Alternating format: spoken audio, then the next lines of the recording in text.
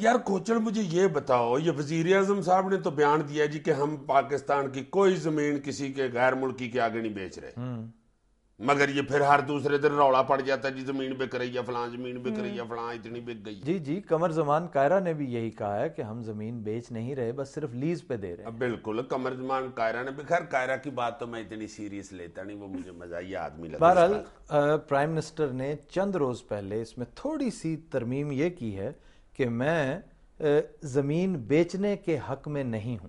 اچھا، یہ نہیں کہا کہ نہیں بک رہی؟ نہیں، یہ نہیں انہوں نے کہا، کیونکہ زمین باقاعدہ بک رہی ہے، باقاعدہ لیز پہ دی جا رہی ہے۔ پرائم منسٹر نے تھوڑی سی اس میں ایک مائلڈ سی تبدیلی یہ کی ہے کہ میں اس کے بیچنے کے خلاف ہوں، لیکن ان کی ٹون سے لگ رہا ہے کہ میں مجبور ہوں، میں کچھ کر نہیں سکتا۔ کیوں نہیں کچھ سکتے؟ آج کل واپڈا میں لینڈ سپرنٹینڈنٹ ہیں۔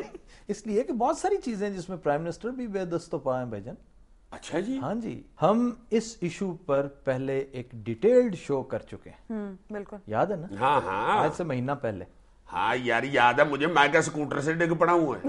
اس میں 2 میجر ڈیولپمنٹس ہوئی ہیں جس کی وجہ سے ہمیں اس کا فالو اپ دینے کی ضرورت پیش آئی۔ وہ کون سی ہیں جی؟ 2۔ ایک تو یہ کہ یہ جو حکومتی شخصیات ہیں بشمول پرائم منسٹر جی لگاتار انکار کرتے چلے جا رہے ہیں کہ ہم زمین نہیں دے رہے، ہم لیز پہ دے رہے ہیں، زمین بیچ نہیں رہے، بالکل، یا بیچنا چاہتے نہیں ہیں، یا زیادہ یہ کہ بیچنے کے خلاف ہیں۔ لیکن اس کے ساتھ ساتھ پاکستان بورڈ آف انویسٹمنٹ کی ویب سائٹ پہ آپ جا کر دیکھیں، انسینٹیوز کی بھرمار کر رکھی ہے انہوں نے کہ جی آپ آئیں زمین خریدیں، خدا کے لیے زمین خریدیں، دیکھیں ہم آپ کو کتنی ترغیبات دے رہے ہیں، ٹیکس ہالیڈے دے رہے ہیں، ہم آپ کو یہ فریڈم دے رہے ہیں، ہم آپ کو وہ چھوٹ دے رہے ہیں۔ تو یہ جو پاکستان بورڈ آف انویسٹمنٹ ہے یہ اتھوپیا کے انڈر کام کرتا ہے جی؟ یہ پاکستانی گورنمنٹ ہی کے انڈر کام تو کرتا ہے۔ مرشد پاک کو نہیں پتا؟ نہیں، بس دیکھیں نا اس میں کس قدر دوغلا پن ہے کہ ایک طرف آپ یہ کہہ رہے ہیں اور دوسری طرف ہاں روڈ شوز ہو رہے ہیں آج کل گلف میں۔ اگر آپ جائیں تو دبئی میں، قطر میں، ابو ظہبی میں آپ کو روڈ شوز ملیں گے، انسینٹیوز دیے جا رہے ہیں، مارکیٹنگ گیمکس وہاں پر اپلائی کیے جا رہے ہیں تاکہ زیادہ سے زیادہ لوگوں کو اٹریکٹ کیا جائے۔ چنانچہ ایک تو یہ جو ایک بہت بڑا تضاد ہے حکومت کے کال اور فعل میں، اس کی وجہ سے ہمیں آج اس کو پھر ٹچ کرنا پڑا۔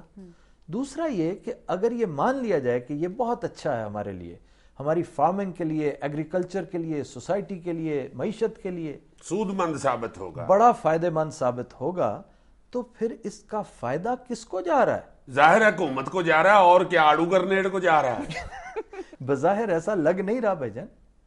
اگر آپ اتنی ٹیکس پہ چھوٹ دے رہے ہیں، آپ اتنی مراعات دے رہے ہیں، تو پھر آپ نے فائدہ اس میں سے کیا کمانا ہے؟ تو سر حکومت پہلے سے ایک سیکیورٹی فورس بھی تو مینج کر رہی ہے۔ وہ سیکیورٹی فورس ایک دوسرا اضافی برڈن ہے آپ کے اوپر، ایک ہیوج سیکیورٹی فورس۔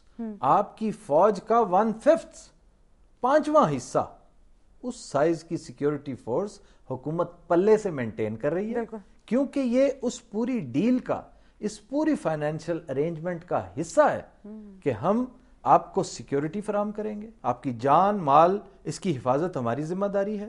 اور اس سے جو ایک خطرناک سچویشن پیدا ہو رہی ہے وہ یہ کہ جب یہ سیکیورٹی فورس میدان عمل میں اترے گی تو یہ چھوٹے کسانوں کو بائی فورس مجبور کر دے گی کہ وہ اپنی زمینیں، چھوٹی چھوٹی ہولڈنگز جو ہیں وہ بیچیں ان بڑے فارمرز کو۔ 8 کروڑ کی آبادی اس وقت فوڈ کرائسس کا سامنا کر رہی ہے، بالکل۔ اور جب یہ چھوٹی چھوٹی ہولڈنگز ختم ہو جائیں گی آپ کی، اس سے نقصان یہ ہوگا کہ یہ جو تھوڑی بہت سکیٹرڈ زمین جو یہاں کے مقامی لوگ کاشت کر رہے ہیں، ہم اس سے بھی محروم ہو جائیں گے۔ چلو یار کرنے دو انہیں ادھر کام، چلو ٹماٹر تو بندے کو کلو کلو کا ملے گا نا، لیکن وہ کلو کلو کا ٹماٹر تمہیں نہیں ملے گا۔ تمہارا رول اس میں مقامی لوگوں کا، مقامی مارکیٹ کا رول صرف اس کو صاف شفاف کرنا اور پیک کرنا ہے، یہاں سے ڈسپیچ کرنا ہے۔ لوکل مارکیٹ میں ایک دانہ نہیں دیں گے وہ آپ کو۔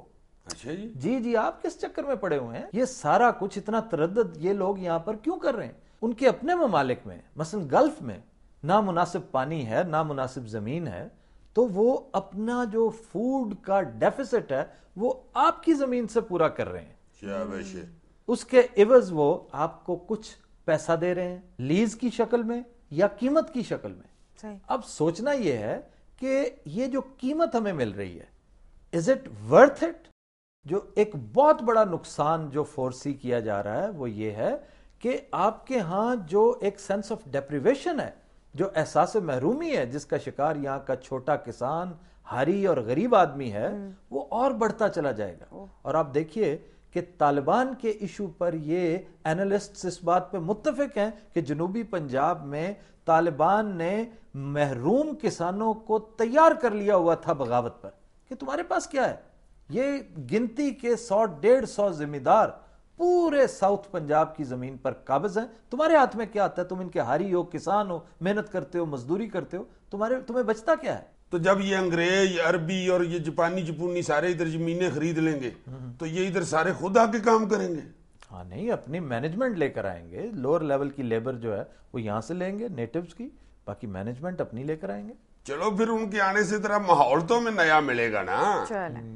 ہاں بڑی مزیدار گفتگو ہوا کرے گی، اور 30-40 سال بعد یار سویرے میں جب ایڈورڈ کی دکان سے آنڈے لے کے نکلا ہوں نا تو البخاتر نائی کی دکان پہ کرا رہا تھا حجامت لنگ چپوا۔